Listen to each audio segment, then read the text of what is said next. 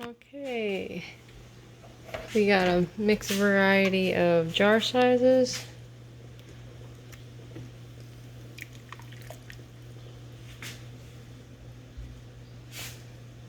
And time to let them cool down.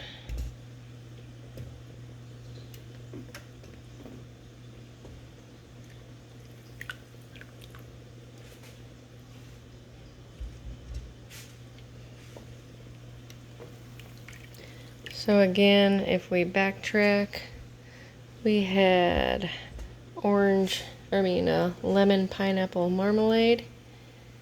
We had 4 whole lemons, 3 lemons that were squished up just for the juice, 1 whole pineapple.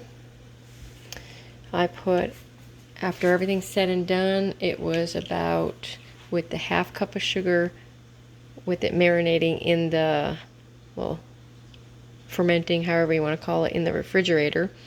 So ½ cup of sugar there, and then I put a total of 3½ cups of sugar in the boiling water, so a total of 4 cups of sugar,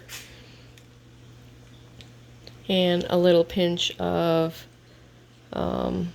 get a little extra butter, and then we also added some squirt of honey. Put a little honey in there, not much, and then a little pour of butterscotch schnapps, and that's all we put into the mixture. Got the jars a little bit warmed up, put the hot marmalade in it, boiled the jars, and now we're going to let them set. And then just wait for them to pop.